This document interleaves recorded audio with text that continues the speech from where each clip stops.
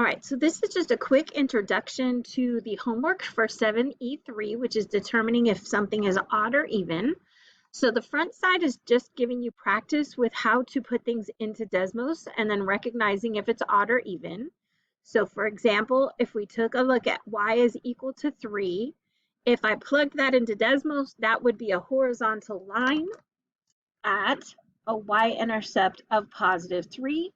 And since that's symmetric with respect to the y-axis, that would be an even function. So that gives you an idea of how to do that front side.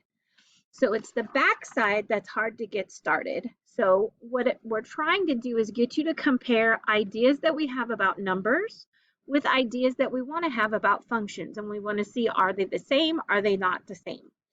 So what we need to have is a couple of samples of even and odd functions. So I'm going to give you a hint here. Here are some sample odd functions and sample even functions for you to play with. And then you can go into Desmos and do what the question said. So for example, if it says the product of two even functions is an even function, I could do something like x squared times x squared minus 3 in Desmos, or cosine of x times x squared. So let me show you some examples of that.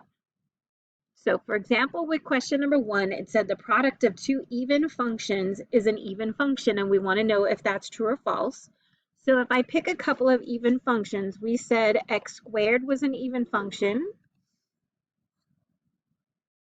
And we said that x squared minus 3 is a function. Now I want to be careful. I want to put parentheses around the x squared minus 3. So when I do that, the question then says, do I get an even function?